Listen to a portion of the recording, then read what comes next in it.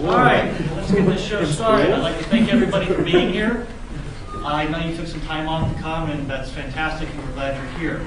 Tonight's event is co-sponsored by the Lundy Chair, which is my office, and with the Liberty Club at Campbell, who we hope will become an official club within the next 48 hours. But for this purpose, we'll be doing it under the auspices of the Lundy Chair. The Lundy Chair of the Philosophy of Business at Campbell University is one of the first free enterprise chairs founded in this country.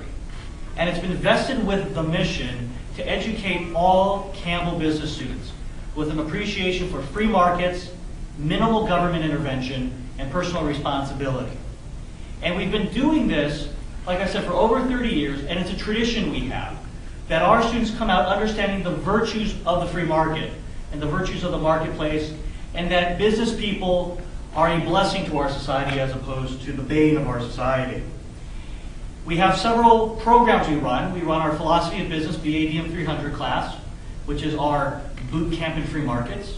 We have the Adam Smith Club, which I think complements the Liberty Club very well.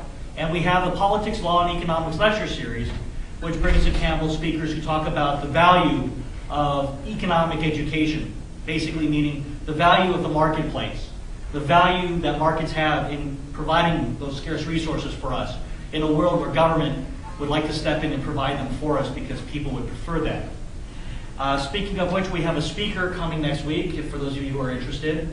Mr. Darren Bask from John Locke Foundation will be here to discuss the impact environmental policies have on the poor, because that's often something that's forgotten by poor people, and by everybody actually for that matter. The fact that if you make energy more expensive, those who can least afford it can actually afford it. So anyway, that's what we do, and it's a pleasure to be able to host you guys this evening, and I think you guys have brought together a wonderful speaker to Campbell University, and at this point I'd like to introduce Mike Shanklin, who will introduce our speaker and take over as MC. So Mike?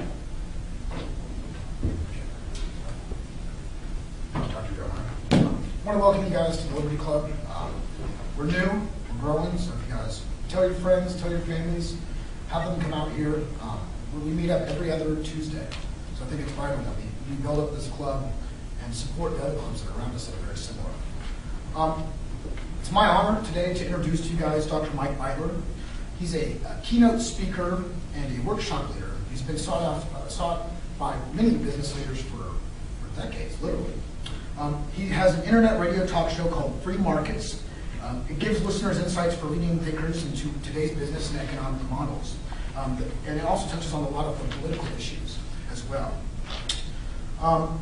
In a world of unrelenting free market bashing by the corporate media, it's good to know that we have such a refreshing voice among us. Dr. Beitler's speeches have come with, what's the word? It's often controversial, but I think by the end of the night, you guys will have a deeper understanding of what free markets and a freer society is truly about. With that, I want to go ahead and introduce Dr. Mike Beitler.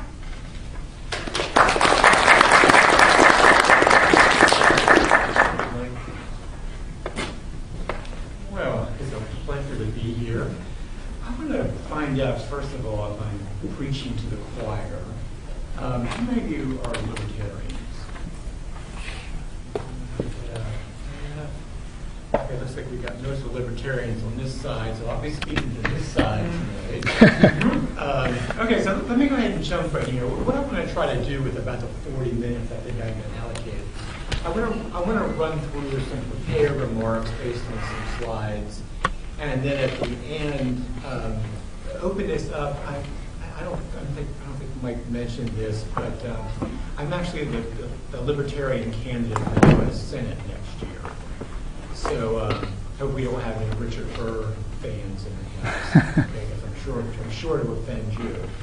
And we don't know who the Democratic candidate is yet, so I can't offend the Democrats yet. So let's go ahead and start off. I want to run through a couple of things. Now, for the Libertarian folks over here, you might say it's too basic, pick up speed. I'm going to challenge even you guys in a few minutes here. So let's jump in here, and the question I typically get from students as well as on a campaign trail is, what is a libertarian? So let's talk about this a little bit.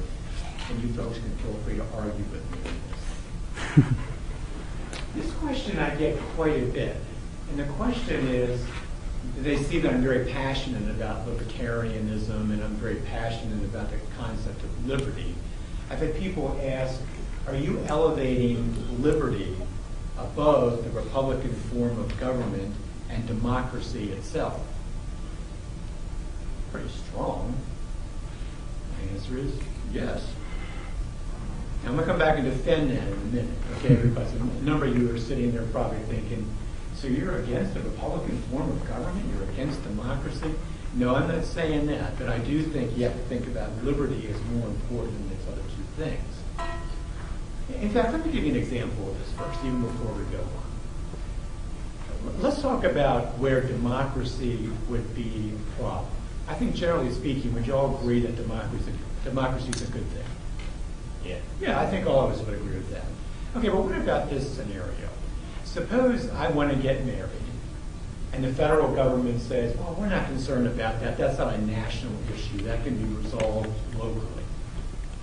So I go to the people in my cul-de-sac or court where I live, and we take a vote on whether this is an acceptable marriage for me or not. What if they vote and say, well, no. 8-5, it was close, Mike, but no, you won't be able to get married. We voted you down. That's democracy.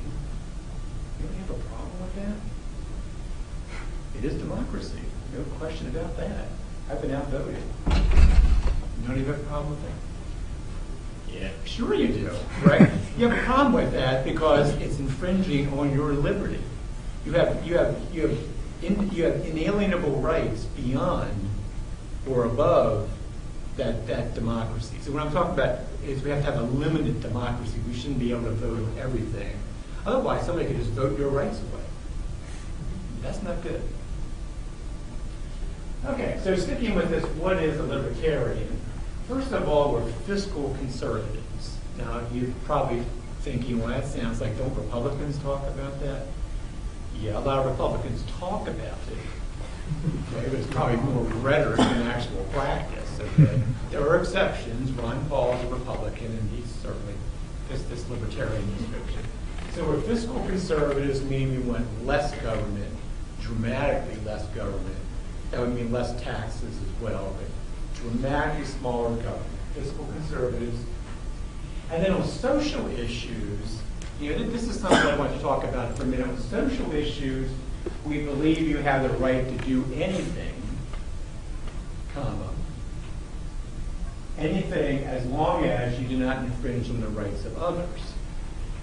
So now think about that one for a minute, because when I've talked to groups before who are trying to get a feel for what libertarians are all about, they'll say, so wait a minute, let me get this straight.